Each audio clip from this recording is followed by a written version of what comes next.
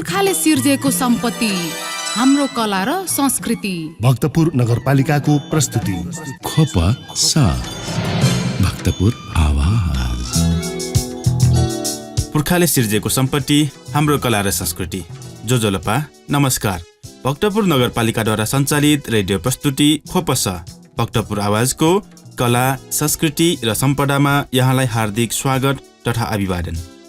कार्यक्रम खोपस तपाईले हप्ताको 3 दिन फरक फरक विषयमा सुन्न सक्नुहुनेछ, जस अन्तर्गत तपाईले हरेक शुक्रबार बेलुका 6:30 बजेदेखि 7 बजेसम्म कला, संस्कृति र सम्पदा, हरेक सोमबार बिहान 7:30 बजेदेखि 8 बजेसम्म शिक्षा, स्वास्थ्य र पर्यटन सुन्न सक्नुहुनेछ भने हरेक बुधबार बिहान 7:30 बजेदेखि 8:30 बजेसम्म खोपसको नियमित बुलेटिन मात्र भक्तपुर एफएम 105.4 मेगाहर्जमा सुन्न सक्नुहुनेछ। देश विदेशमा रहनुहुने तपाईँ श्रोताले हामीलाई www.bhaktapurfm.com.np लगइन गरी अनलाइनमा सुनेर साथ दिन सक्नुहुनेछ। साथै युट्युब च्यानल खोपसमा पनि प्रत्यक्ष सुनेर हामीलाई साथ दिन सक्नुहुनेछ। कार्यक्रम खोपस अन्तर्गतको कला, संस्कृति र सम्पदामा हामी तपाईमाझ विभिन्न कला, संस्कृति र सम्पदाको जानकारी, त्यसको इतिहास र त्यससँग सम्बन्धित विभिन्न व्यक्तित्वसँगको कुराकानी प्रस्तुत गर्नेछौँ। हामीलाई प्रविधिमा साथ दिँदै हुनुहुन्छ साथी राजेश हाडाले र विविध विषयमा कुराकानी गर्न उपस्थित भइसकेको छु म रामेश्वर मचमसी।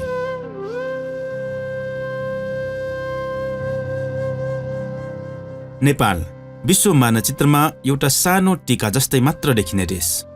विश्वको कुल क्षेत्रफलको 0.03% मात्रै रहे तापनि नेपालको महत्त्व र विशेष परिचय विश्वमा रहेको छ। नेपालका कला, संस्कृति र सम्पदा विश्व प्रसिद्ध रहेका छन्। त्यसैले त नेपालका धेरै सम्पदा क्षेत्रहरू विश्व सम्पदा सूचीमा सूचीकृत पनि रहेको पाइन्छ। नेपाल कला, संस्कृति र सम्पदामा धनी देश हो नै, साथै नेपालका विभिन्न जात जातिको संस्कृतिमा पनि उति नै धनी मुलुक हो। श्रोता, नेपालमा 125 जाति रहेका छन्। ती सबै जातिको आफ्नै मौलिकता र इतिहास रहेका पनि छन्। ती 125 जाति मध्ये कला, संस्कृति र सम्पदामा धनी जाति मध्ये एउटा महत्त्वपूर्ण र छुटाउनै नहुने जाति हो नेवार जाति।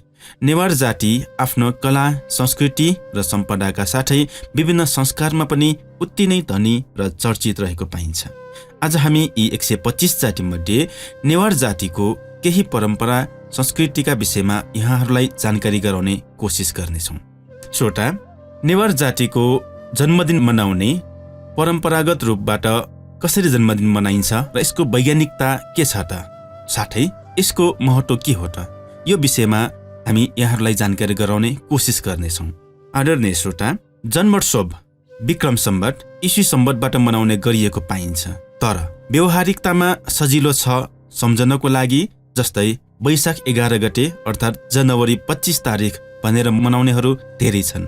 व्यवहारिकतामा अलि सजिलो मात्र छ, तर यो विज्ञान सम्मत छैन भन्दा सायद फरक नपर्ला। साथै हामी विकसित विदेशीहरूको पछि नलागी हामीले आफ्नो संस्कृति र संस्कारलाई ध्यान दिई परम्परागत रूपमा कुण्डली अनुसार मनाउँछौँ र मनाऊ। हामीले मनाउने जन्मदिनको कुण्डली अनुसार, तिथि अनुसार मनाउँछौँ, जुन लुनार क्यालेन्डर अनुसार बनाएको हुन्छ। त्यसैले यो सधैँ एकै दिन नपर्ने भएकोले हेर्न अनि सम्झन गाह्रो मात्र हुन्छ, तर वास्तवमा यो गाह्रो भने पक्कै होइन। जुन दिन हामी धरतीमा जन्म लियौँ त्यस दिन एकदमै महत्त्वपूर्ण छ। आमाको पेटबाट बाहिर आयौँ त्यो दिन श्वास लिएको क्षण नै हाम्रो मस्तिष्कमा, मुटुमा र रगतमा नक्षत्रको प्रभाव, विभिन्न योग योगिनीहरूको प्रभाव जे छ सम्पूर्ण शरीरमा क्रियाकलापलाई सक्ने हुनाले, स्थायी रूपमा नै विकास भइसक्ने हुनाले हरेक वर्ष तिथि अनुसार नै जन्मोत्सव मनाउने हामीले गर्नुपर्छ। तिथिको पनि एउटा स्वभाव हुन्छ। तिथिको स्वभाव र हामी मानवको स्वभाव एउटै हुन्छ। त्यसकारण तिथि अनुसार मनाएको जन्मोत्सवमा साथीभाइ, इष्टमित्रहरूले दिएको शुभकामनाले हामीलाई धेरै प्रभाव पारेको हुन्छ, जसले गर्दा ब्रह्माण्डमा विभिन्न तरङ्गहरू आइरहेको हुन्छ। जुन तरङ्ग हाम्रो जन्मदिनमा हाम्रो दिमागसँग प्रत्यक्ष सम्बन्ध रहेको हुन्छ। त्यसकारण तिथि अनुसार मनाउने जन्मदिन धेरै विज्ञान सम्मत हुनुको कारण हो। अर्को कुरा आध्यात्मिक रूपमा हेर्ने हो भने अभिवृद्धि हुन्छ। व्यक्तिमा राम्रो कुराहरूको प्रवेश भयो भने मानवीय गुणहरू बढ्दै गयो भन्ने पनि पाइन्छ। श्रोता, हामीले जन्मदिन मनाउने कुरा गरिरहँदाखेरि यसै क्रममा जन्मोत्सव कसरी मनाउने त भन्ने विषयमा पनि जिज्ञासा रहन्छ। साँच्चै भन्यो भने जन्मोत्सव कसरी मनाउने त, यस विषयमा हामी यसरी बुझ्न सक्छौँ। साधारण अर्थमा सुकुण्डा जसमा गणेश भगवान हुन्छ, अनि एउटा दही, पूजाको थाली, लावा चामल, टिकाको साथसाथै सगुनको लागि अन्डा, माछा मासु, अदुवा, वो अर्थात् बारा, यसरी पञ्चतत्त्वसँग सम्बन्धित रहेर जन्मोत्सव मनाउने चलन पनि रहेको छ। नेवार परम्परा अनुसार बिहान जन्मदिन मनाउनेले सूर्यसँग पूर्व हेर्ने र राति मनाउनेले चन्द्रमासँग पश्चिम हेरेर मनाउनुपर्छ, जसमा सुकुण्डा जन्मदिन गर्नेको दायाँतिर हाल्नुपर्छ। त्यस अवस्थामा अष्टचिरञ्जीवी पूजा गर्ने गर्दछ। तर समग्रमा जन्मदिन मनाउँदा सबैभन्दा पहिला गणेश भगवानलाई नै पूजा गर्ने गरिन्छ। अष्टचिरञ्जीवी अश्वत्थामा, महाबली, व्यास, हनुमान यिनीहरू चाहिँ आउँछन्। विभीषण, कृपाचार्य, परशुराम, चिरञ्जीवी कहिले पनि नमर्ने सबैको आशीर्वाद लाग्ने गरी 8वटा टीका लगाई अष्टमातृकाको स्वरूपमा पूजा गर्ने चलन पनि रहेको छ। कसैले त 5वटा टीका लगाउने चलन पनि छ। पञ्चज्ञानको हिसाबले 5वटा टीका लगाउने चलन रहेको पाइन्छ। इष्ट देवता, कुल देवता, तिथि देवता सम्झेर 3 पटक पूजा गर्ने चलन पनि छ। यसपछि घरमा हेरी माथितिर लक्ष्मी देवता सम्झेर घरमा पूजा गर्ने चलन छ। साथै पञ्चतत्त्व भर्खरै मैले यहाँलाई जानकारी गराएँ। पञ्चतत्त्व जसलाई हामी माछा, मासु, अन्डा, अदुवा, रक्सी, बारा, साथमा सगुनमा पनि दिने गरिन्छ। माछा जसलाई हामी जलसँग सम्बन्धितको रूपमा लिन सक्छौँ। मासु जुन स्तर अर्थात् जमिनमा हुने गर्दछ। अन्डा पंक्षीसँग सम्बन्धित वायु भयो। अदुवा जो तेज अर्थात् ताप दिने र रक्सी पनि त्यसैसँग सम्बन्धित छ भने बाराले पनि हामीले पञ्चतत्त्वमा नै राख्ने गर्दछौँ। आदरणीय श्रोता, हामीले जन्मदिन मनाउने कुरा गर्दै बिहान जन्मदिन मनाउने र बेलुका जन्मदिन मनाउनेको विषयमा पनि हामीले कुरा गरिसकेका छौँ। यसै क्रममा हामीले कुरा गर्ने हो भने जन्मदिन मनाउँदा बिहान के गरिन्छ त? बिहान जन्मदिन मनाउनेको कुरा गर्दाखेरि सबैभन्दा पहिला कालो तिल पिनेर तिलले नुहाउने गरिन्छ। किनकि तिल वैज्ञानिक रूपमा पनि राम्रो भनेर प्रमाणित भइसकेको छ नै। त्यसकारण तिलको महिमा धेरै नै रहेको छ। तिलबाट बिहान उठ्ने बित्तिकै नुहाउने, यसले गर्दा शरीरका नकारात्मक कुराहरू पखाल्छ भन्ने हामीले बुझ्न सक्छौँ। सबैभन्दा पहिला तिललाई टोगेर गमलामा रोप्ने र बारीमा छर्ने, त्यसले गर्दा नकारात्मक कुराहरू बाहिर जान्छ र सकारात्मक कुराहरू हामीसँग भित्र प्रवेश गर्छ अर्थात् उत्पादन हुन्छ भन्ने हामीले बुझ्न सक्छौँ। यसलाई यो जनमानसमा यसरी नै विश्वास गर्न सकिन्छ। दोस्रो कुरा गर्दाखेरि हामीले तिलकै विषयमा तिललाई आगोमा राख्ने अर्थात् त्यसले गर्दा धुवाँले शरीरको नकारात्मक कुराहरू बाहिर ल्याउने अर्थात् बाहिर फाल्ने मद्दत गर्दछ। तेस्रो जसलाई तिलको कुरा हामी गर्दैछौँ र तिलकै कुरा गर्दाखेरि तिललाई खाने अर्थात् तिल खानुपर्छ भन्ने पनि हामीले मान्यता राख्नु पर्दछ। जस्तै तिललाई लड्डु बनाएर खाने गर्दा शरीरमा राम्रो शक्ति प्रदान गर्दछ। हामीले जन्मदिनमा मात्रै तिल खाने गरेका छैनौँ, हामीले माघे सङ्क्रान्तिमा पनि तिलको लड्डु पनि हामीले खाने गरेका छौँ, जसले गर्दाखेरि शरीरमा राम्रो शक्ति प्रदान गर्ने कुरा हामीलाई विश्वास छ। र चौथो कुरा तिल दान गर्नु पर्दछ। जन्मदिनको दिनमा जन्मोत्सव मनाउने क्रममा तिल दान गर्ने परम्परा पनि रहेको छ। यसलाई कसरी हामीले बुझ्न सक्छौँ भन्दाखेरि जन्मदिनमा ल्याइएको जुन दही छ, दहीमा चिउरा मुछेर त्यसमा तिल छरेर वरपरका छरछिमेकीलाई बाँडेर दिएमा मनमा रहेको इच्छा पुरा हुने भएकाले तिल दान गर्नुपर्छ भन्ने चलन पनि रहेको छ। जनमानसमा विश्वास पनि त्योसँग सम्बन्धित रहेको छ। छोटा जन्मदिनमा जुन बच्चाहरूलाई योमारी लगाउने चलन छ, हामी योमारीको पनि कुरा गर्दैछौँ। हामी नेवार परम्परा यति धनी छ कि बालक जन्मेदेखि मृत्यु पर्यन्तसम्म नेवार परम्पराको विभिन्न संस्कारहरू रहेका छन्। यी संस्कारहरूमध्ये हामी अहिले जन्मोत्सवको अर्थात् जन्मदिन मनाउने परम्पराको विषयमा कुरा गरिरहेका छौँ र जन्मदिन मनाउने परम्परा अन्तर्गत नै बच्चाहरूलाई, भर्खरकै बच्चाहरूलाई जुन जन्मदिन मनाउने क्रममा योमारीको माला लगाइदिइन्छ। योमारीको माला लगाउने चलन पनि रहेको छ। त्यसपछि सिफा अर्थात् काठको पाठी, त्यसले त्यसमा भित्र रहेका पाठीभित्र विभिन्न अक्षता भयो, फुल भयो, विभिन्न सामग्रीहरू राखेर अर्थात् टाउकोदेखि तलसम्म लुके गरिन्छ। अर्थात् त्यसलाई घोप्ट्याएर टाउकोदेखि तलसम्म घोप्ट्याएर खन्याउने गरिन्छ। जन्मदिन गर्ने व्यक्तिको टाउकोमा उसमा भएको नकारात्मक कुराहरू सबै बाहिर आओस् भने टाउकोमा सिफाले लुकेको गरिन्छ। लाभा अबिर गर्ने गरिन्छ। लाभाको महत्त्व चाहिँ खुसी हो। उसको जीवनमा खुसी छाओस् पनि लाभाले टाउकोमा लुकेको गरिन्छ र 100 वर्षसम्म बाँचोस् भनी जन्मदिन गर्ने व्यक्तिलाई आशीर्वाद समेत दिने गरिन्छ। तिथिमा जन्मदिन मनाउने बेलामा विदेशीले राति 12 बजेपछि विश गर्दछन्, अर्थात् जन्मदिन मनाउने व्यक्तिलाई शुभकामना व्यक्त गर्ने गरिन्छ। तर नेवार समुदायमा बिहान सूर्योदयपछि गर्ने चलन छ। सूर्यको किरण उसमा प्रवेश गरेपछि उसको नयाँ दिनको सुरुवात हुन्छ।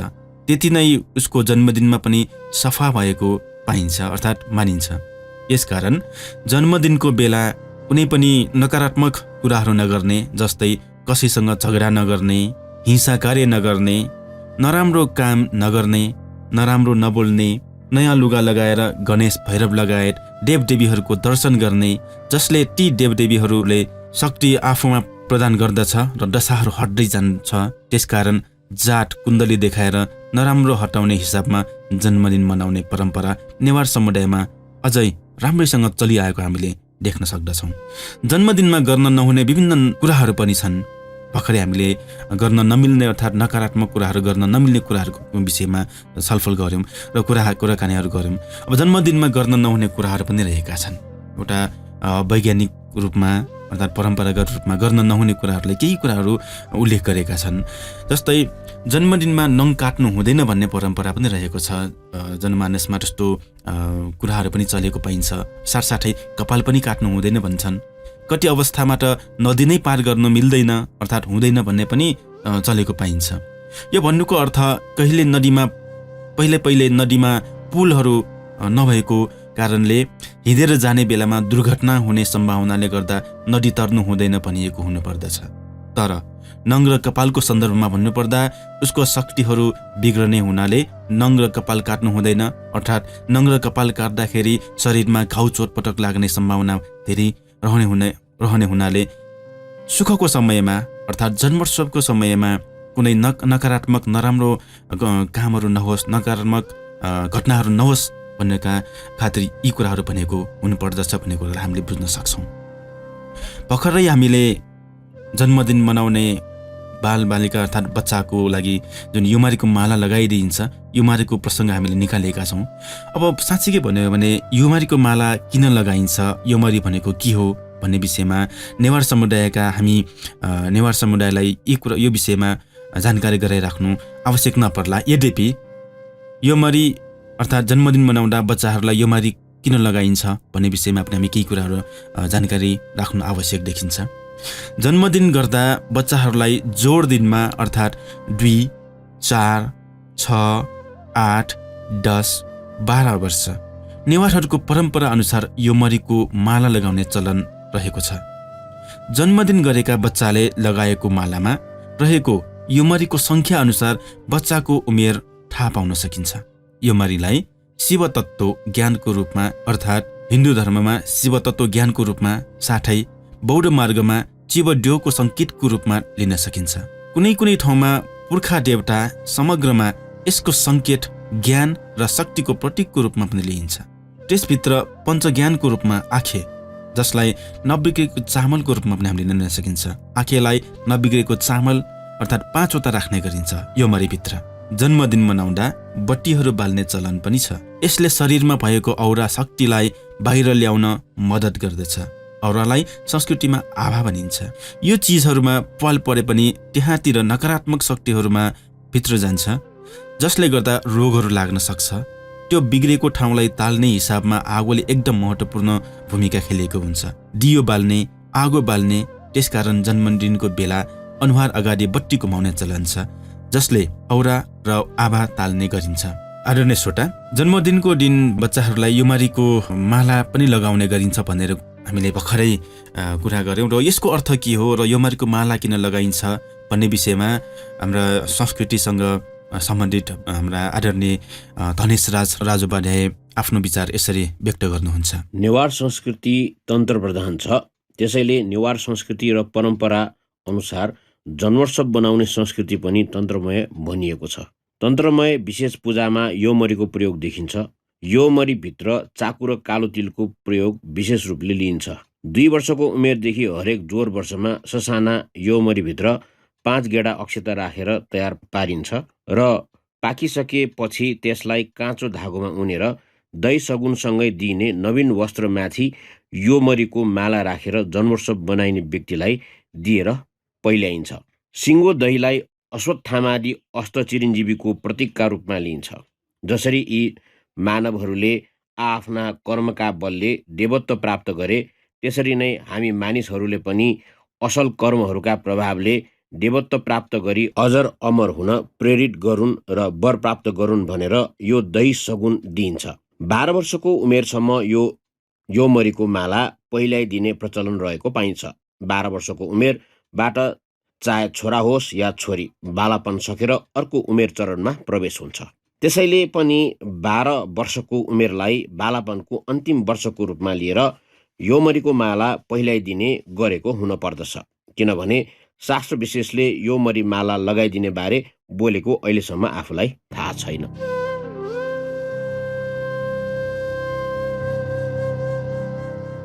आजभोलि जन्मदिन भनेपछि एउटा केक ल्याउने र ल्याउनु नै पर्ने, मैनबत्ती बाल्नै पर्ने र मैनबत्ती बालिसकेपछि त्यसलाई फुकेर निभाउनै पर्ने, अनि केक काटेपछि बल्ल जन्मदिन भएको मानिन्छ। यो पश्चिमी संस्कृति हो। कसैको संस्कृति मनाउनु नराम्रो त होइन, तर आफ्नो संस्कृतिलाई मार्नु पनि त भएन नि। केक काटेको हो कि आफ्नो संस्कृतिलाई बिर्सेको हो, त्यसतर्फ पनि हामीले सोच्नु आवश्यक छ। आफ्नो संस्कृति जोगाउनु पर्छ। वैज्ञानिक रूपमा विज्ञान सम्मत जन्मदिनको महत्त्व बुझ्नुपर्छ। जन्मोत्सव मनाउन गाह्रो छ, तर पनि हामी जन्मदिन मनाउन पछि परेका छैनौँ। त्यसकारण हामीले विज्ञान सम्मत जन्मदिन मनाउनु पर्छ। बत्ती सूर्यलाई किन दिइन्छ? सूर्य त मुटुको प्राण हो, यो अग्नि तत्त्व हो। अग्नि तत्त्व नभएमा केही पनि छैन। तेज तत्त्व आवश्यक छ, त्यही तेज तत्त्वको लागि बत्ती बाल्ने चलन पनि छ। अग्नि तत्त्वलाई फु गरेर निभाएर मनाएपछि सूर्य नै नभएपछि के होला भनेर सोच्नु आवश्यक छ। त्यसकारण अग्नि देवतालाई बचाइराख्न भने पनि अग्नि निभाउनु हुँदैन। केक काटेर जन्मदिन मनाउनु हुन्छ, तर केकमा मैनबत्ती बालेर त्यसलाई फु गरेर निभाउँदा बत्ती निभाएर गलत गरिरहेका छौँ, किनकि मैनबत्ती फुक्दा मुखको ब्याक्टेरियाहरू त्यसमा फैलिन सक्छ र बाँधेर खाएको केकमा फैलिन गई अन्य खानेलाई पनि सो कीटाणु सर्न सक्ने सम्भावनालाई हामीले बिर्सनु हुँदैन। त्यसैले मैनबत्ती निभाएर होइन, हाम्रो संस्कृति सुकुण्डा बालेर जन्मदिन अर्थात् जन्मोत्सव मनाउने हामीले अभ्यास गर्नु आवश्यक छ। आदरणीय श्रोता, भर्खरै हामीले जन्मदिनको अर्थात् जन्मोत्सवको विषयमा कुराकानी गरिसकेका छौँ र जन्मोत्सवकै समयमा घरका ज्येष्ठ अर्थात् जो व्यक्ति ज्येष्ठ हुनुहुन्छ उहाँले जन्मदिन मनाउने व्यक्तिलाई सगुन पनि दिने गरिन्छ। एउटा सगुनको विषयमा अर्थात् नेपाल भाषामा सगम भनिन्छ। सगमको विषयमा पनि हामी केही जानकारी यहाँहरूलाई दिने कोसिस गर्नेछौँ। र नेवार समुदायमा सगुन अर्थात् सगम किन दिइन्छ त? सगमको अर्थ के हो त? त्यो विषयमा पनि केही कुराहरू हामी जानकारी दिने कोसिस गर्नेछौँ। संसारमा रहेका हरेक जात जातिका आफ्ना रीतिरिवाज, चालचलनहरू, आफ्नै संस्कृति तथा परम्पराहरू हुन्छन् र सबैको आफ्नै महत्त्व र विशेषता पनि रहेका हुन्छन्। कतिपय परम्परा अलि कस्तो लाग्ने खालको पनि हुन्छन् त कति ती सबै आफ्नै प्रकारका हुन्छन्। कतिपयमा वैज्ञानिकता हुन्छन्। त्यस्तै परम्पराहरूमध्ये एक हो सगुन अर्थात् सगङ। कसैले सगुनलाई सौकङ भन्ने पनि गर्दछ। सगुन अर्थात् सगङ जन्मदिनमा, विवाहमा, व्रतबन्ध, ज्येष्ठ नागरिकको जङ्को अर्थात् भीम रथारोहण, विभिन्न अवसरमा हुने विजय उत्सवमा साथसाथै नेवार परम्परा अनुसार हेर्ने हो भने महपूजाको दिन, किजा पूजाको दिन, कोही बाहिर लामो यात्रामा जान लागेको अवस्थामा भने वा फर्केर यसलाई सुरक्षितका साथ घर फर्केको अवस्थामा पनि सगङ अर्थात् सगुन दिने चलन रहेको हामीले पाउँछौँ। त्यति मात्र होइन, कोही व्यक्ति यदि दुर्घटनाबाट बचेर आएको छ भने पनि उसलाई पुनर्जन्म पाएको भनी र कुनै शुभ कार्यको थालनी गर्न लागेको वा सम्पन्न भएको सन्दर्भमा पनि सगुन अर्थात् सगन दिने चलन रहेको छ। यो एक प्रकारको आशीर्वाद वा स्याबासी हो जसलाई सम्मान पनि भन्न सकिन्छ। त्यस्तै गरी माटातीर्थ औँसी, कुशे औँसी र भर्खरै कुरा गऱ्यौँ हामीले किजा पूजाको दिनमा दिदी बहिनीको हातबाट दाजुभाइलाई सगङ अर्थात् सगुन दिने चलन छ। यो प्रचलन हिन्दू तथा बौद्ध नेवार समुदाय दुवैले मान्दछन्। सगन दिँदा अन्डा सगङ वा दही सगङ दुई प्रकारले दिने गरिन्छ। दुई प्रकारको सगङ अर्थात् सगुन रहेको छ। खे सगुनमा उसिनेर वा पकाइएको सिँगै अन्डा, माछा, मासु, अदुवा वो रक्सी दिने गरिन्छ। सगन दिनुभन्दा अगाडि घरकी ज्येष्ठ महिलाले सुकुन्दालाई एउटा पातमा राखी भगवान गणेशको पूजा गर्छिन्। भगवानको पूजापछि सगुन दिइने व्यक्तिलाई रातो अबिर मुछिएको चामलको टीका निधारमा लगाइदिन्छन्। त्यसपछि एउटा हातमा अन्डा, सिँगै तारेको माछा, सानो टुक्रा मासु, सानो टुक्रा अदुवा, योमरी, मास वा मुङको रोटी वा अर्को हातमा सानो बटुकोमा रक्सी दिने गर्दछन्। सगुन लिनेले सगुन दिने महिलाले ढोगेर आशीर्वाद लिनुपर्छ र सगुन सबै खानुपर्छ। रक्सी 3 पटकसम्म अलि थपिदिने चलन पनि छ। भनिन्छ यो सबै तान्त्रिक विधिमा आधारित छ। तान्त्रिक मत अनुसार मानव शरीर पञ्चतत्त्वबाट बनेको हुन्छ। हामीले अगाडि पनि पढिसकेका छौँ। पृथ्वी, जल, ताप, वायु तथा आकाश पञ्चतत्त्व हुन्। मानव शरीर मृत्यु भएपछि मासु, हड्डी जलाउने गरिन्छ। जुन खरानी हुन्छ भने जमिनमा गाडे माटो नै हुन्छ। त्यसैले यसलाई पृथ्वीको रूपमा मानिन्छ। रगत, पसिना आदि रसिलो पदार्थलाई जल तत्त्व मानिन्छ।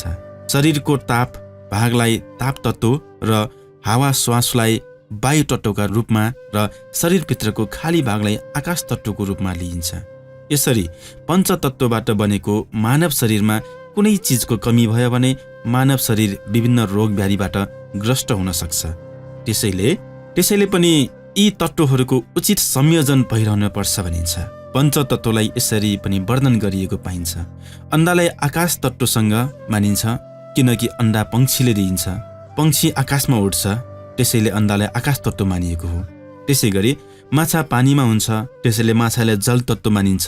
मासु जमिनमा विचरण गर्ने पानीबाट प्राप्त हुन्छ, त्यही भएको कारणले मासुलाई पृथ्वी तत्त्वसँग मानिन्छ। सगुन लिइसकेपछि सगुन दिने मान्यवरलाई ढोगेर आशीर्वाद थप्दछन्। नेवार समुदायमा महपूजालाई नेपाल सम्वतको सुरुवात भएको पहिलो दिन मानिन्छ। त्यसैले यस दिनदेखि नयाँ आर्थिक वर्ष पनि सुरु हुने र नयाँ कामको पनि थालनी हुने हुँदा यो वर्षलाई सफलताको साथ सञ्चालन होस् भनेर घरमुलीले परिवारका सबै सदस्यहरूलाई अन्डा र दही सगुन दिने चलन पनि रहेको छ।